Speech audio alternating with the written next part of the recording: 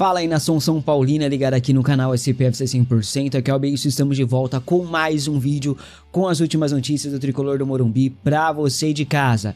E o Morumbi virou um campo de guerra e a bomba da vez é um esquema de laranja no marketing do clube que pode derrubar o diretor Eduardo Toni. Enquanto o impeachment do presidente Jair Massis foi oficialmente protocolado, uma falcatrua de 4 milhões de reais veio à tona nos bastidores. Mas nem tudo é caos no Tricolor não, tá? O Lucas Moura surpreendeu a todos, atropelou o prazo do departamento médico e já tem data para voltar. E olha o mercado da bola, tem zagueiro sendo oferecido e o São Paulo corre contra o tempo para não perder Arthur para o exterior. São Paulo faz contatos pela contratação de Wesley e pedida é revelada. Tudo isso e muito mais, conta a partir de agora, fica até o final, não se por nada, deixa o like que ajuda demais o crescimento do canal e se inscreva aqui se você não for um inscrito, ativa também o sininho para você não perder nada do que rola no mundo do Tricolor do Morumbi.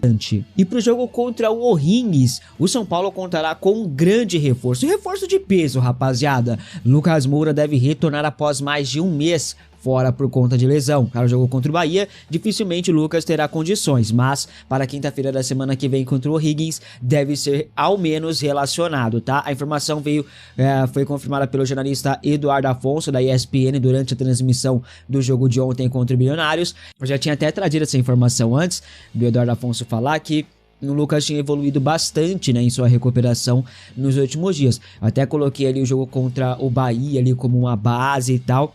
O que realmente aconteceu, né? Porque vai ser na semana do jogo contra o Bahia, mas ele não vai ter condições de jogo pelo Brasileirão, tá? O atacante já faz treinamentos com bola em campo. Essa é considerada a última etapa na recuperação ali dos atletas, geralmente, tá? A previsão de retorno de Lucas Moura era para após a Copa do Mundo apenas, né? Contudo, a sua recuperação foi surpreendente e ele já deve, né, estar à disposição para o jogo contra o O'Higgins, né? Então foi uma informação que a gente trouxe há alguns dias atrás, se não me engano na semana passada, informação que está se concretizando. Então para você que não quer perder nada do que rola no mundo do Tricolor do Morumbi, se inscreva aqui neste canal, ativa também o sininho aí. E se você não deixou o like, mas vamos falar de coisa boa agora, falar de mercado da bola. Apesar de ser coisa boa, o alerta está ligado. São Paulo está com o alerta ligado por um de seus principais jogadores atualmente, tá?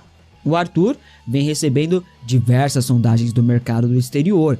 Já está se falando inclusive da chegada de propostas por ele no meio do ano. O atacante está emprestado pelo Botafogo ao São Paulo até o final dessa temporada. O contrato possui ali uma cláusula de prioridade de compra para o Tricolor.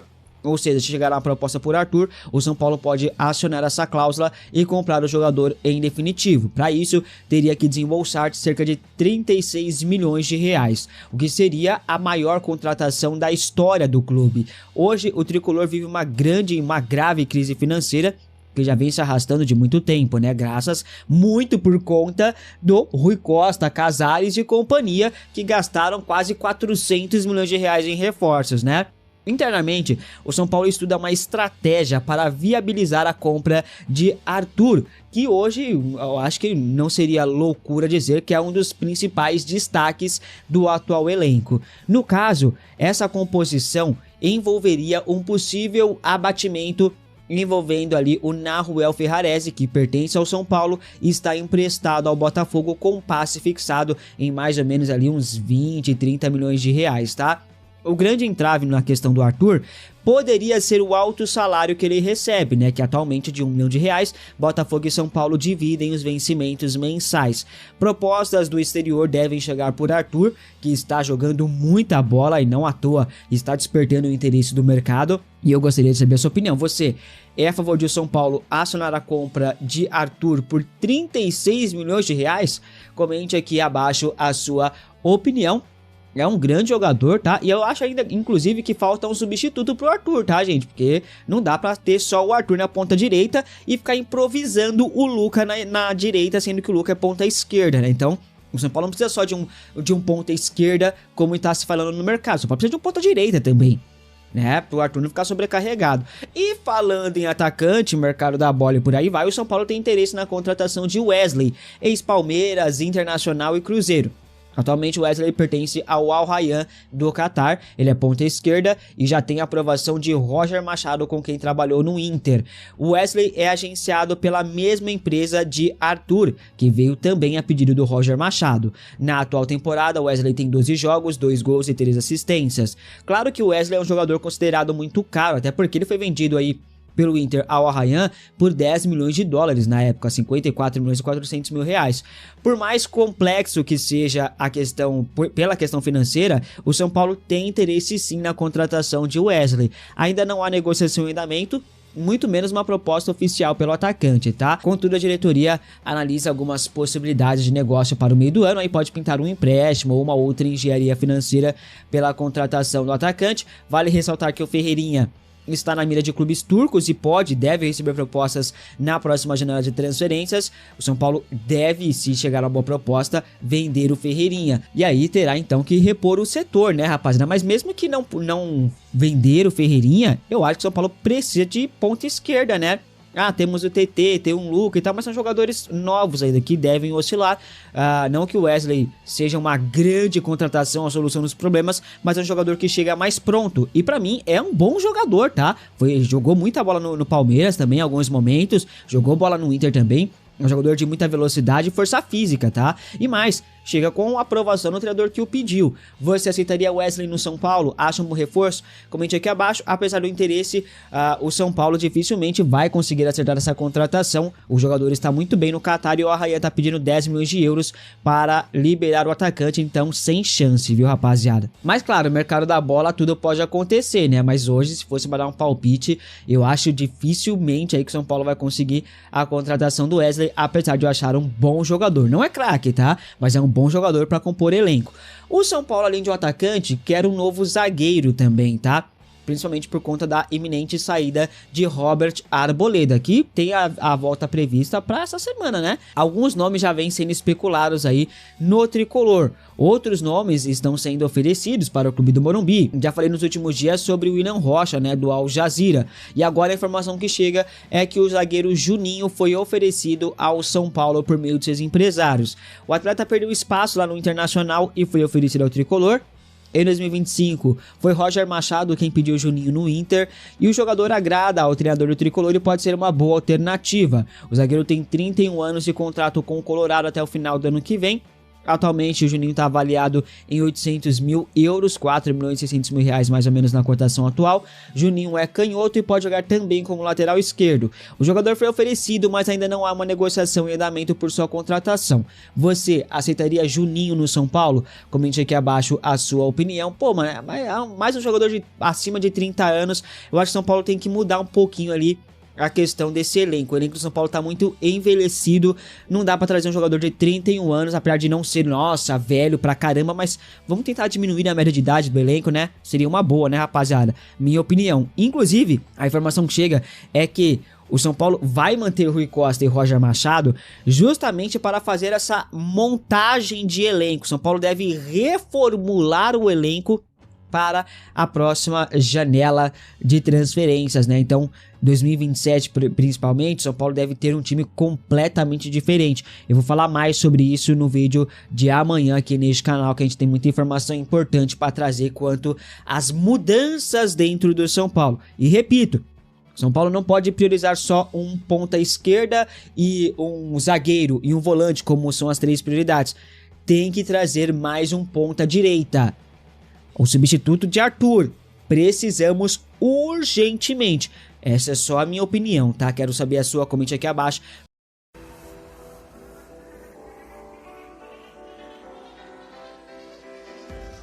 Até agora. Então sim, o São Paulo está no mercado. Sim, o São Paulo vai contratar. Sim, o São Paulo vai reformular o elenco e a coisa tá ficando muito boa. Cebolinha, depois do São Paulo fazer uma investida relâmpago no Wesley, que tá no Al alguma coisa, que era do Inter aqui, Pediram 1 milhão, 10 milhões de euros pro São Paulo. O São Paulo, lógico, virou as costas e falou: Wesley não. Só que aí o Corinthians estava querendo levar o Cebolinha. Então o São Paulo tem um rival querendo levar o Cebolinha. O Flamengo não vai ficar mais, o Palmeiras não quer. É igual aquele carro, aquela SUV um pouco antiga, né? O rico não quer e o pobre não aguenta pagar. É o Cebolinha. O Flamengo não quer, o Palmeiras não quer e o resto dos times não aguentam pagar. Então, claro que ele ficou sem ambiente. Mas tem um time igual o Corinthians, que é um time que não se importa com o dia de amanhã. Ah, deve só 3 bilhões, por que não dever 4? É mais ou menos esse o lema lá. Agora, aqui no São Paulo, nós temos uma situação que o São Paulo não contrata um jogador de peso, chega a contratar mesmo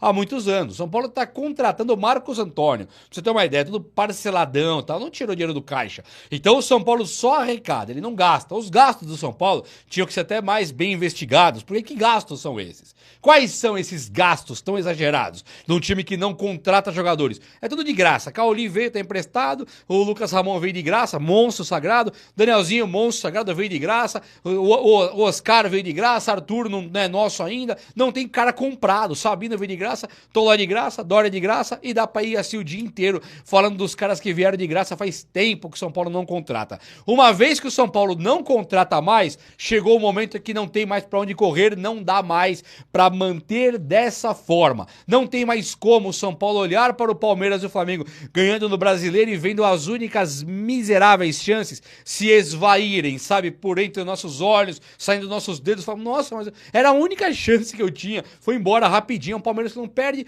um Flamengo que não perde, e o São Paulo que, pra se manter ali em cima no Brasileiro, ele tá jogando a vida contra Mirassol, joga a vida na Sul-Americana contra o O'Higgins e Boston River, joga a vida ali na Copa do Brasil contra o Juventude, e enquanto os outros times grandes aí estão só é vitória na certa. Então não dá mais pra não contratar. Dito isso aí, o São Paulo olha pra Cebolinha, é a válvula de escape. Um chapéu no Corinthians é o que realmente deve acontecer aqui agora. Aqui nesse canal aqui, você tá ligado que Cebolinha é falado tem alguns dias já. Tem alguns caras de me falar que eu vivo no mundo da lua. Hoje você vive no mundo da lua aí. E tem outra, que o Cebolinha a quinta vez eu coloco. Aconteceu com o Rames também. Coloquei umas 5 vezes também, chegou aqui no São Paulo. Oscar também, Lucas Moura também, Caleri também, e agora estou aqui falando: Cebolinha é um jogador que é absoluta realidade no time do São Paulo. Não fechou ainda, mas fechar agora com o São Paulo é a coisa mais provável que vai acontecer. Uma coisa aqui é o Arthur, não, o Ferreirinha podendo ir embora com o Cebolinha chegando, e isso também é uma grande de uma realidade.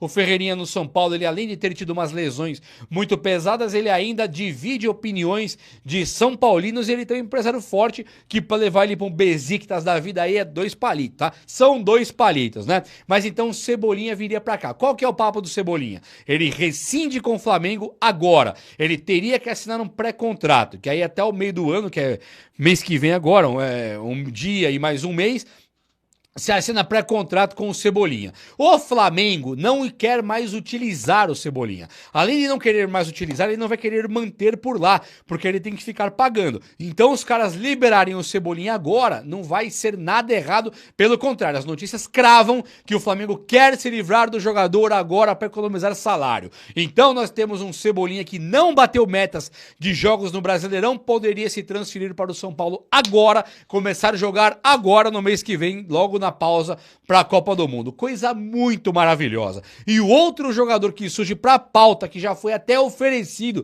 para o São Paulo Futebol Clube, chama-se Gustavo Scarpa. O São Paulo hoje, ele conta com o Ferreirinha, com um histórico de lesão muito grande, que chegaria o Cebolinha. E ele conta também ali com o Cauli, que não é jogador nosso. O Cauli é um jogador que ele é do Bahia, ele tem que bater meta para ser comprado. As metas vão ser batidas se o São Paulo continuar nessa toada aí, que o São Paulo tá colocando o cara todo o jogo para jogar. Agora, o Cauli é o tipo de jogador que ele não consegue deslanchar no São Paulo. Uma vez que ele não deslancha, uma vez que ele não convence, o São Paulo já tem que se ligar e tentar ali afastar um pouco o Cauli, e Gustavo Scarpa seria nosso. O Atlético Mineiro quer economizar até as tampas. Tá aí o Hulk já vazou, tá indo pro Fluminense, pode até pingar aqui do São Paulo. O Hulk não fechou com ninguém ainda, mas o Hulk é um cara que ganha muito e o Atlético Mineiro não quer mais. E aí nós teríamos um Gustavo Scarpa que já foi oferecido pro São Paulo, é um cara que o São Paulo sempre quis. Mas, ó, quando eu falo sempre, é desde a época que ele surge pro futebol, lá no Fluminense. Agora, aí ele veio pro Palmeiras, ele foi embora, ele foi pra um monte de lugar e agora ele tá no Atlético Mineiro, onde, de novo, o São Paulo e o Gustavo Scarpa estão naquele flerte de novo, sim. Então, se o São Paulo trouxer o Gustavo Scarpa agora, ele não compra mais o Cauli. Uma coisa que tá acontecendo também agora, nessa reformulação, é renovação de Sabino, renovação do Luciano. Existe um processo de renovação com o Lucas Moura. O São Paulo ia ter o Lucas Moura, a resposta agora no meio do ano, onde o Luquinas iria embora do Tricolor. O Luquinas falou que quer ficar aqui, ele quer jogar aqui, a história dele no São Paulo não acabou, então pode ser o São Paulo montando um esquadrão, tendo Cebolinha, tendo também o Arthur, tendo o Gustavo Scarpa e o Lucas Moura. Aí falta um centroavante ali, o Caleri e tal, aí você emenda o time e monta um time determinado a título, um time fadado a título, um time monstruoso que não fica devendo nada pra ninguém. Caleri, tá aí, beleza, não renovou o contrato ainda. E Rian Francisco começa a dar as caras. Ontem, na pressão contra esse time do Milionários, começa a acontecer ali que não tem mais jeito. A galera começa a perguntar sobre Rian Francisco, depois de ver as atuações de Tap e André Silva. Então hoje o São Paulo, ele tem uma Caleri dependência e a própria Caleri dependência não está surtindo efeito. Não é um favorito hoje o São Paulo a ganhar uma Copa do Brasil, um Brasileirão, uma Libertadores nem tá jogando, pode ganhar uma Sul-Americana, até pode ganhar uma Copa do Brasil. Talvez não com o Roger Machado, talvez não com o Rui Costa, mas pode. Agora, o que tá acontecendo é que mesmo o Caleri tá gerando dúvidas na torcida São Paulina, sim. Então o Caleri é um querido por enquanto, mas o Rian também é. E o São Paulo vai fazer mudanças agora. Samir, ex-Tigre.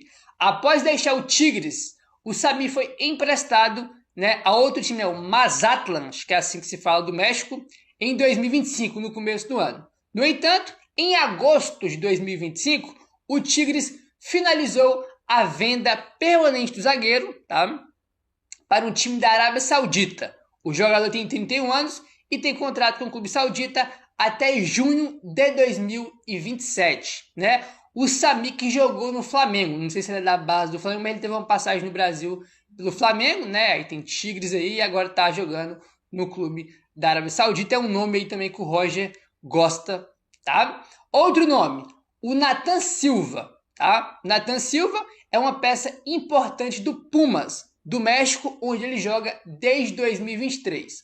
Com contrato válido até junho de 2027, o Nathan é titular aí do time, né? Um jogador importante lá, e já houve sondagens de clubes do Brasil como internacional em 2024. Esse Nathan Silva aqui, ele era zagueiro do Atlético Mineiro em 2021, né, quando o Galo teve muito sucesso, né? O Galo foi campeão da Copa do Brasil, campeão brasileiro, e o Nathan era um dos zagueiros desse time.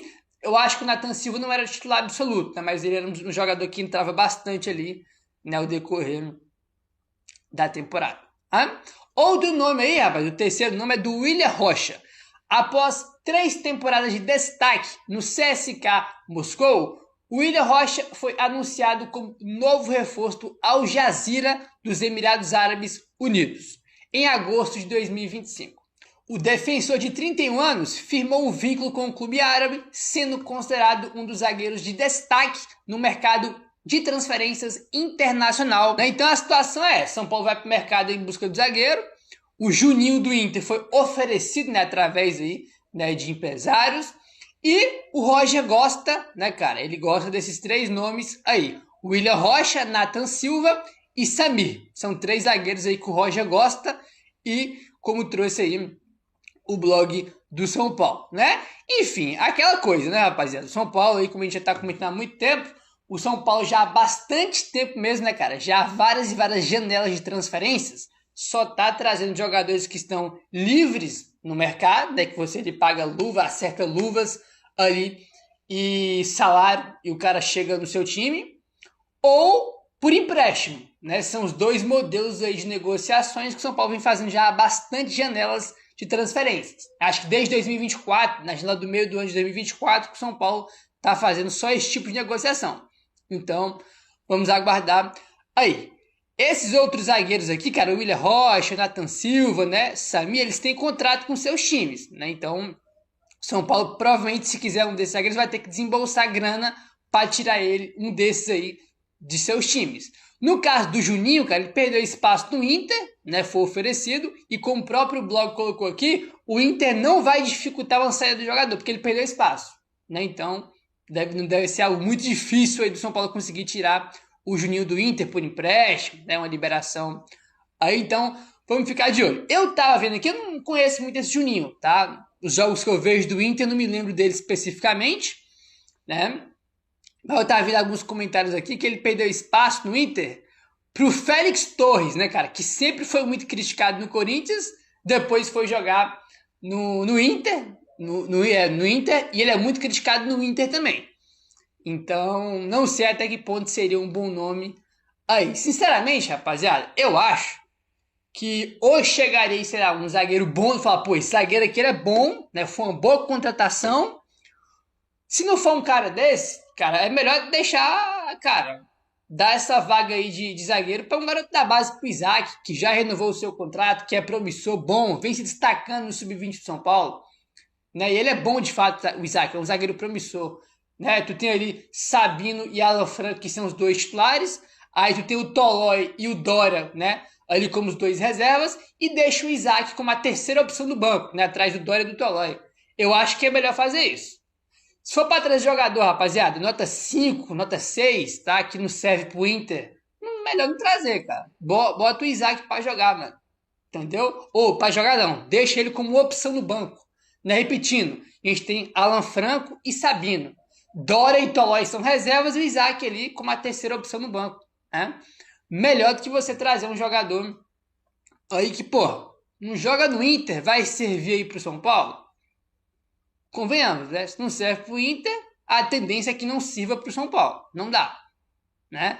Não acho que tenha que trazer um zagueiro reserva de não sei que time, que tem 31 anos, como o caso do Juninho, ao invés de dar essa vaga do time em cima pro Isaac, né? Então, essa pelo menos é a minha opinião. Aí, o que é que você acha? Dá o papo reto nos comentários aí. Segundo o UOL, o São Paulo deve cerca de 12 milhões de reais pelas demissões de Zubeldia e Hernan Crespo. O São Paulo deve aproximadamente 7,5 milhões para o Luiz Zubeldia e 4,5 milhões ao Crespo. Se dispensar agora o Roger Machado, tem aí uma multa de 2 milhões de reais, né? Um pouco mais de 2 milhões de reais em relação ao Roger. Tinha saído informação umas semanas atrás que o São Paulo devia aí, né, o Zubeldia e o Crespo, que a gente já sabe, né, evidentemente. Mas a informação que tinha saído que o São Paulo devia para os dois juntos, Zubeldia e Crespo, 7 milhões, 8, né? E agora o UOL traz que o São Paulo deve cerca de 12 milhões, né? Somado aí as multas de Crespo e Zubeldia. Aí não sei, né, se esse deve aí é só da multa. Pode ser que tenha direitos de imagem, salários atrasados também, até porque na última gestão era super comum você atrasar salários, né? Então, São Paulo deve 7,5 para o Zubeldia e 4,5 milhões para o Crespo. Acho que nessa dívida aqui tem mais coisas além da multa. Eu acho que também tem direito de imagem atrasado, salário, né? Porque eu lembro que saiu alguma informação algum tempo atrás, algumas semanas bem recente, de que as multas dos dois era um valor menor que esse, né? Então acho que essa dívida aqui é além da multa. Acho que deve ter alguns débitos aí em aberto com esses dois técnicos, além da multa que tem que pagar, né?